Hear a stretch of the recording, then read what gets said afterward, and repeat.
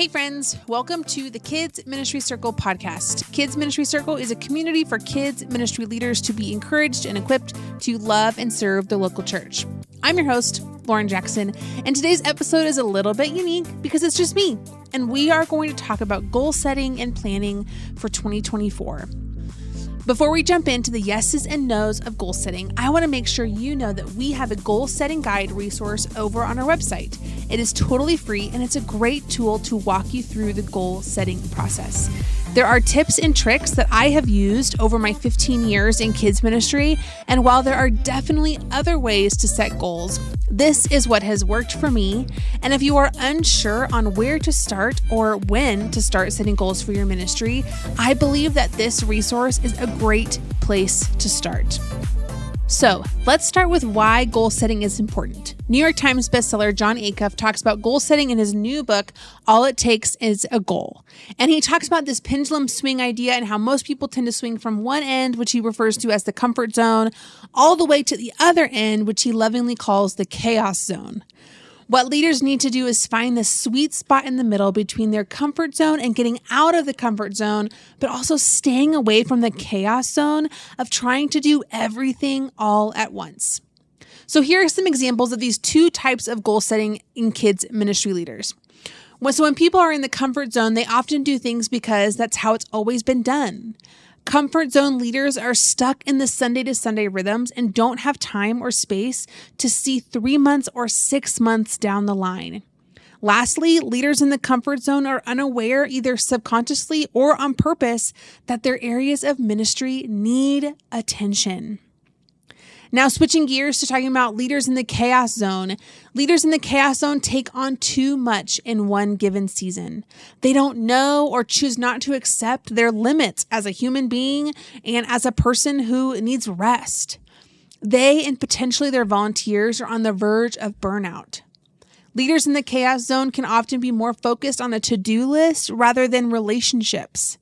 They look at their teams as a means to the end and not as people who are doing the kingdom work right alongside them.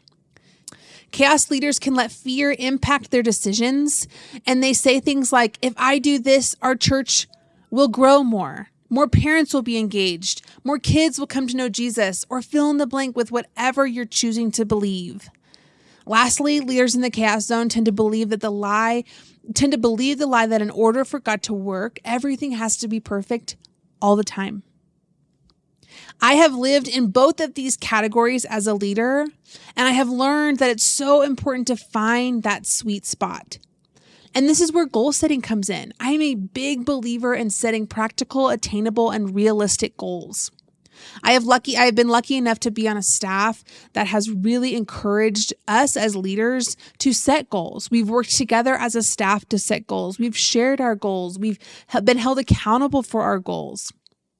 Goals help you stay on track. They help you define what success looks like, and they help you focus on the end goal and where you would like to be at the end of the year or at the end of the quarter or the semester.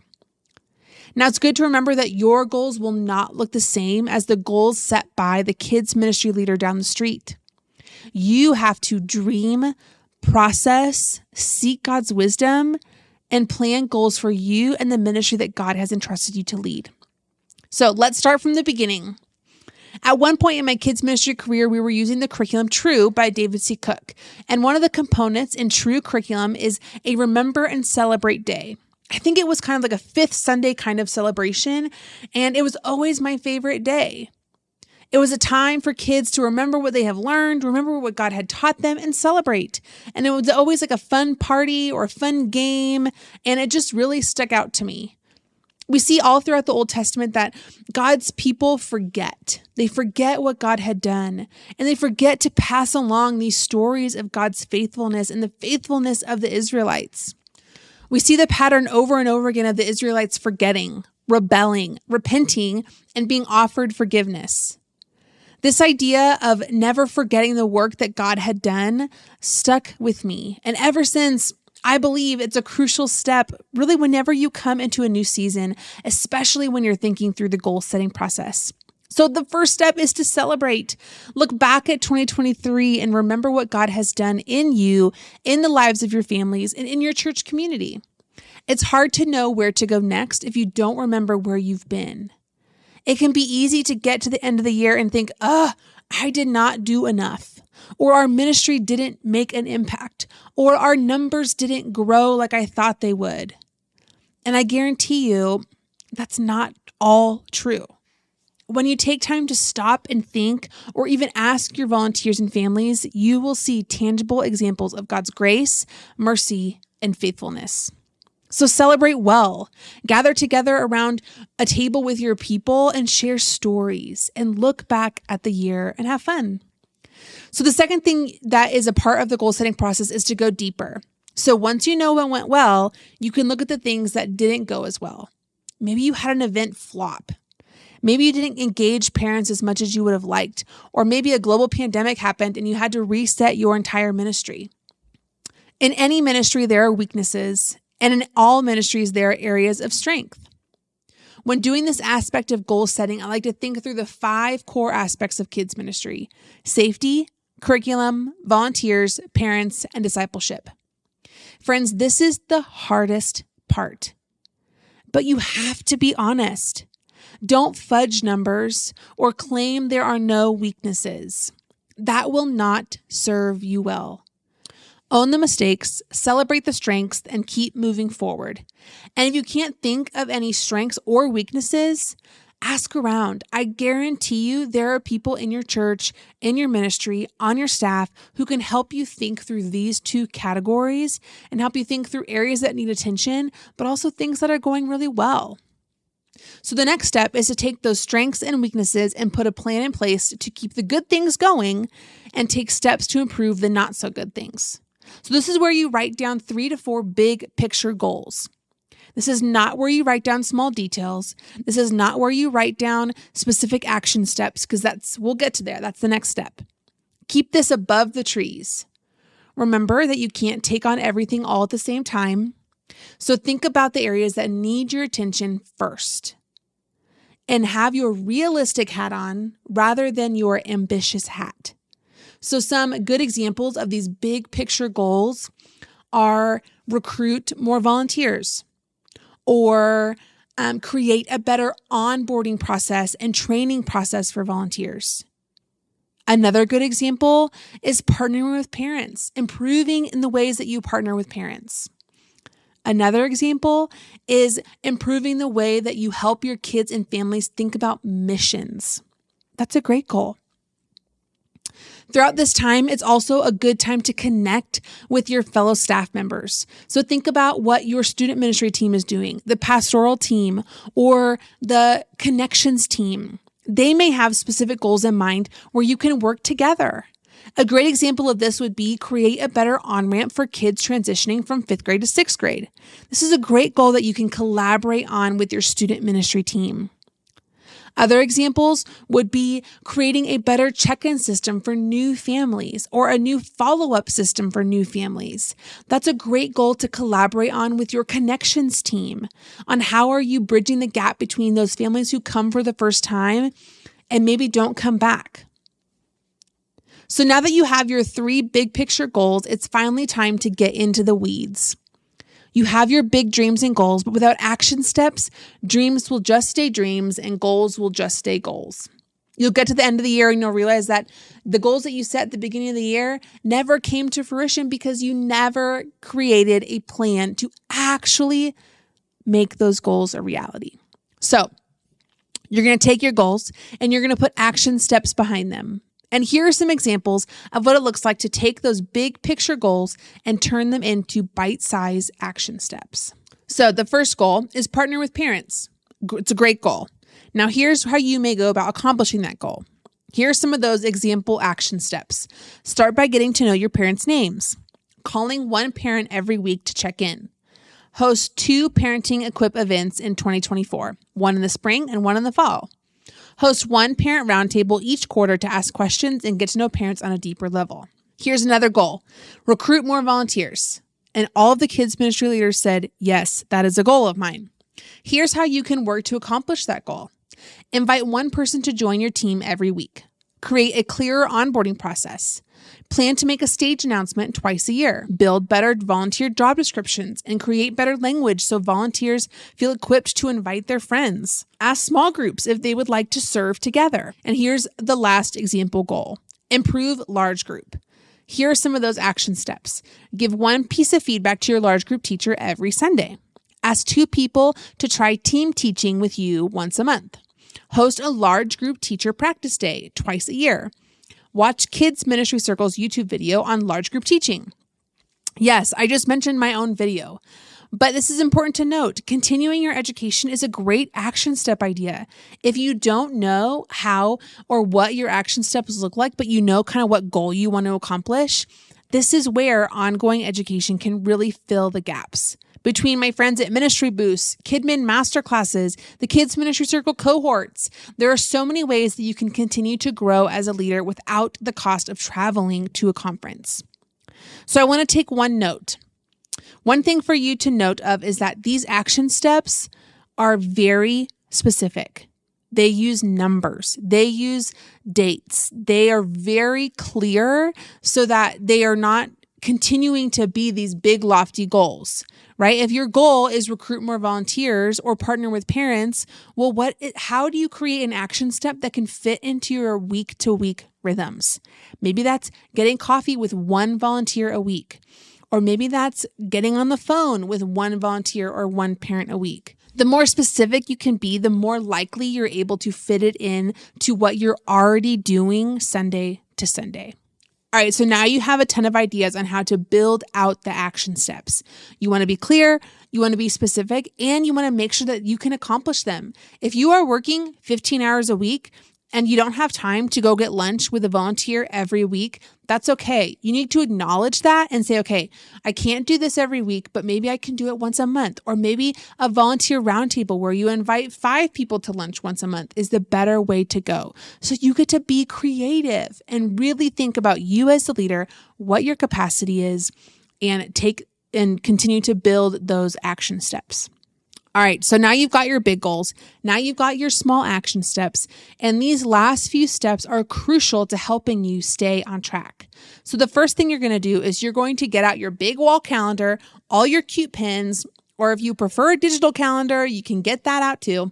But this is where you're going to actually plug things into your calendar. So those dates that you set, those rhythms that you want to accomplish, that you put your dates into your calendar. You set reminders to call a parent or text a volunteer. You block out time in your week to plan lunches and coffees. In a recent podcast episode with Brittany Nelson from Deeper KidMin, we talk about her new book, but also we talk about our favorite digital tools to stay organized. And so I would definitely check that out if you're looking to utilize a more digital process in your planning process for 2024. So the second thing you're going to do is you're going to bring this plan to your boss, bring it to your elders, bring it to your lead volunteers and other important people. You cannot do this by yourself. And so you want them to share feedback and join with you as you work towards setting these goals. Maybe with your boss, you set quarterly check-ins so that you can continue to stay accountable to what you want to accomplish. The third thing you need to do is remember that plans can change. Trust your plans, but hold them loosely enough to know when things need to shift. Oftentimes, leaders hold their plans so tightly that they are oblivious to when they need to pivot. And that's when things start to go downhill. So your plans are great, but you need to trust God and trust in His plans that sometimes we can't always see. Lastly, don't just set goals and put them in a drawer or forget about them. Come back to this worksheet. If you're using a worksheet, come back to your calendars. Nothing you write is set in stone just because you wrote it down. And just because you wrote it down doesn't mean it's not going to take hard work and determination to get it done. Planning and writing it down is just the first step. You actually have to do some work and put the hours in to see these goals actually happen. So now that we've talked about the entire goal setting process, I want to share some mistakes that I have seen over the years as kids ministry leaders have set goals. So the first mistake is that leaders plan events just because other leaders are doing it. Your church is unique and your job is unique. You cannot plan an event just because a church you saw on social media also planned the same event. That's not how it works. You can get ideas. You can think about your context, your community, your budget, and your time. But you cannot do an event because you're hoping for the same outcome that the church down the street had. You're going to be disappointed. So you need to plan events that fit for your people. Get to know your people. Get to know your kids. The second mistake I see is that leaders plan too many events. Friends, less is more. Do a few things with excellence instead of doing many things just mediocre. The third mistake I've seen is that leaders don't take into consideration their own limitations. We've talked about this a little bit already in the podcast episode, but it's important for you to think about what season are you personally in. Is your family in the process of growing their family, maybe through foster care or adoption, or maybe you're pregnant? Are you in a season where you are also parenting small children? Are you caring for aging parents? Are you part-time or hoping to go full-time? All of these questions are important when planning out your year. It's okay to say no to something for right now. Saying no right now does not mean you are saying no forever. You and your family must come before your ministry. So as you are planning goals, don't forget to plan those vacations. The last mistake I see leaders make is that they plan and set goals alone. Again, this was mentioned a little bit ago, but you can't do this by yourself. You may be the only kids ministry staff member, and you may initially kind of plan, dream, and process by yourself, but you can still invite people into the goal setting process, collaborate with other ministries, get feedback from staff, parents, and volunteers. When you work together, you will find that your teams and staffs are more united towards the mission and vision of the church, and that can combat the feeling of being isolated in your role. Sometimes as a kids ministry leader, you are driving the bus on collaborating with other ministries, and that's okay. You can reach out to your student ministry leader and say, hey, I want to know what you have planned for 2024. Are there areas where we can work together? Schedule a meeting with your lead pastor or senior pastor and say, hey, I've got these goals for our kids ministry. I want to make sure that they align well with where you are leading the church for this next year. So that's a lot of information. There's a lot that goes into setting goals and planning for this next ministry year. If you feel overwhelmed, maybe do it one semester at a time or go quarter by quarter. But I hope that after listening to this, you feel encouraged and further equipped to plan for 2024. It is so fun for me to see and hear all that you are doing in and through your churches to reach kids with the gospel. Goal setting may seem daunting, but it's so worth it. Take the half day or the full day and take inventory of your ministry. Dream, seek wisdom, and plan for 2024. I promise that you will feel better and be able to see some results from goal setting. You will see these goals and these action steps. If you do the work and kind of put the effort in, you will see these goals come to fruition, and you will get to the end of the year and you will probably say, man, we missed the mark in some areas, because don't we all? Every year we say that. But by goal setting, I hope that you will get to the end of 2024 and say, man, we were able to accomplish so much. And part of that is due to the work that you're putting in today before the year gets going.